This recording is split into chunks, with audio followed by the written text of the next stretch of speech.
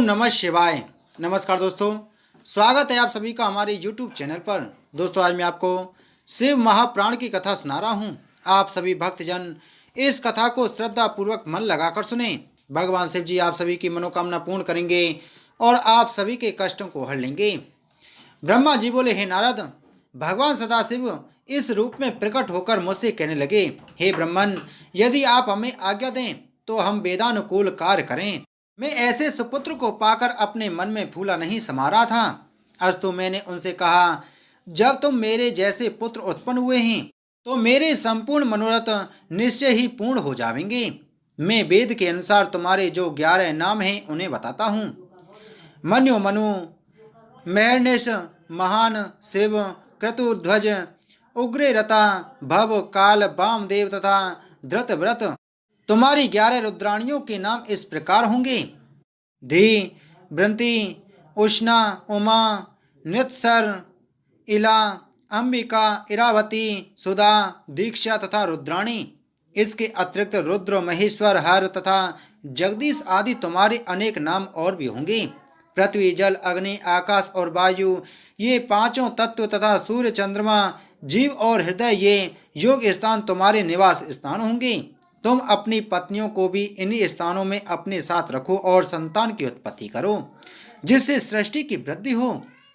हे नारद, मेरी बात सुनकर उन सगुण स्वरूप शिवजी ने भूत, प्रेत, पिशाच आदि सहस्त्रों प्रकार के भयानक जीव उत्पन्न किए, जिन्हें देखकर मुझे अत्यंत आश्चर्य हुआ।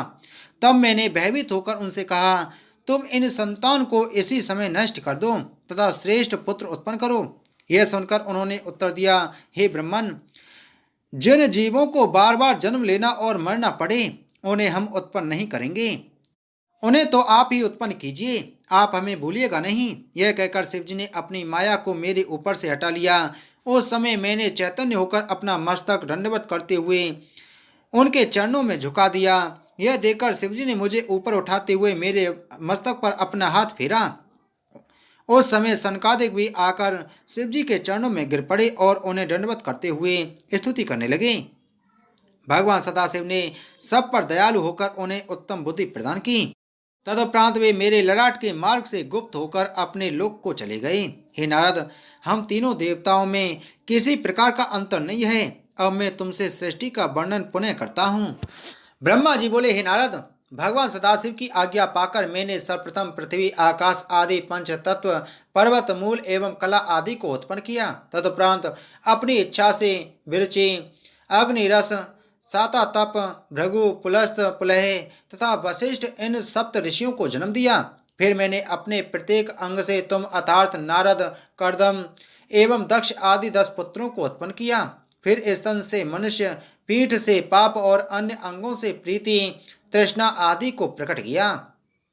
तदुपरांत क्रमानुसार नक्षत्र, दिशा, दिक्पाल एवं चंद्रमा आदि को उत्पन्न किया। परंतु अपने द्वारा उत्पन्न की हुई उस तामसी सृष्टि को देखकर मुझे अत्यंत चिंता हुई। रात्रि के कारण अब मुझे भूख लगी और मैं राक्षस यज्ञ आदि को खाने के लिए दौड़ा। उस समय मैंने अपने शरीर को भयंकर बनाकर काल को उत्पन्न किया। हे नारद, इसके उपरांत मैंने उस शरीर को त्याग कर स्त्री का स्वरूप धारण किया। उस समय मेरे उस रूप को देखकर सब ऋषि मुनि आसक्त होकर मुझे पकड़ने के लिए दौड़े।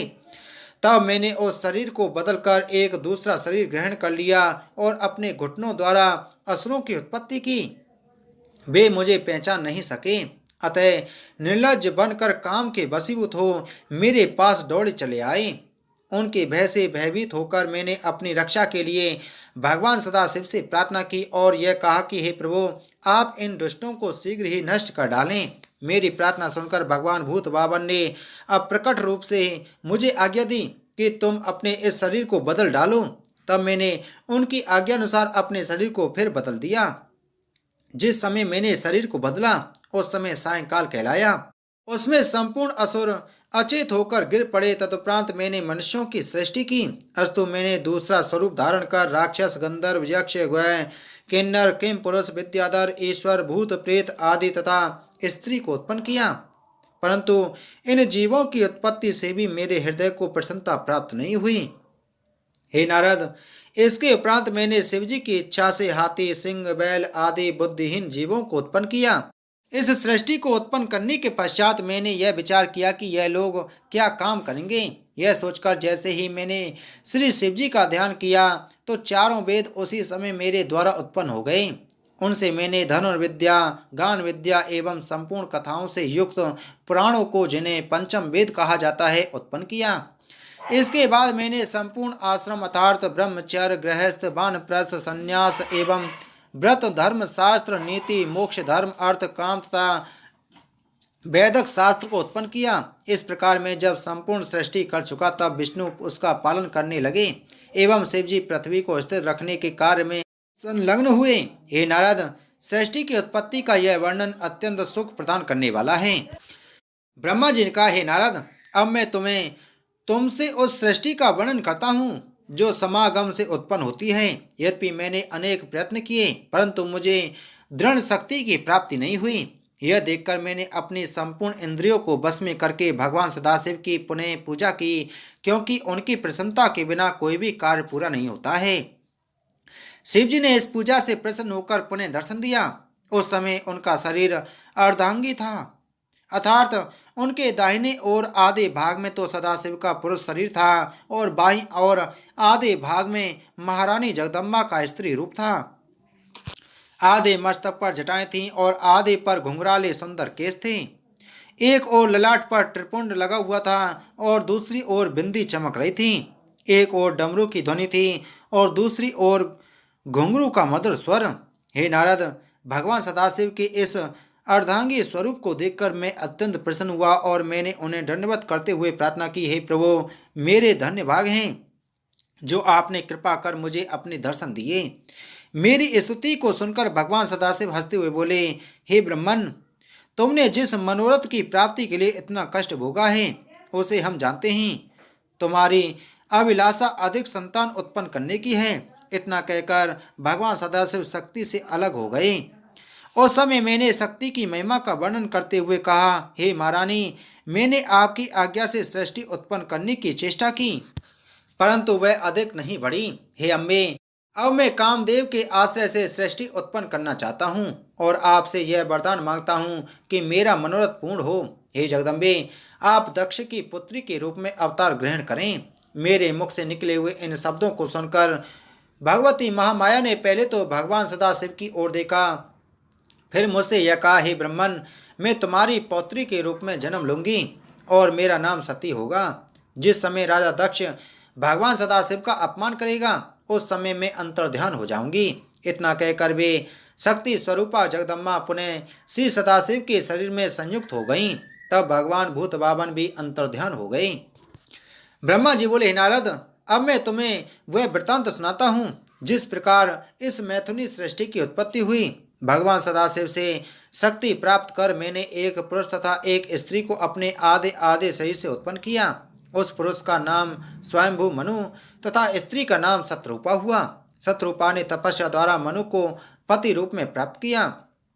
फिर उन दोनों पुरुष तथा स्त्री ने मेरे पास आकर कहा, हे पिता, आप हमें कुछ आज्ञा दीजिए। तब मैंने अत्यंत प्रसन्न होकर उन्हें यह आज्ञा दी कि तुम सर्वप्रथम भगवान सदाशिव का पूजन करो, तदुपरांत उनसे आज्ञा पाकर सृष्टि उत्पन्न करने का कार्य करो। मेरी आज्ञा को स्वीकार कर उन्होंने ऐसी तपस्या की कि भगवान सदाशिव ने प्रसन्न होकर उन्हें अपना दर्शन दिया तथा वरदान मांगने के लिए कहा। उस समय मनु ने उनकी स्तुति करते हुए यह कहा, हे प्रभु, अपने मन की इच्छा को आपके सामने प्रकट करना मूर्खता होगी, अतः आप हमारे लिए जो उचित समझे वह करें। यह सुनकर भगवान त्रिशूल पानी प्रसन्न होकर बोले, हे मनु, तुम मनुष्य सृष्टि को उत्पन्न करो।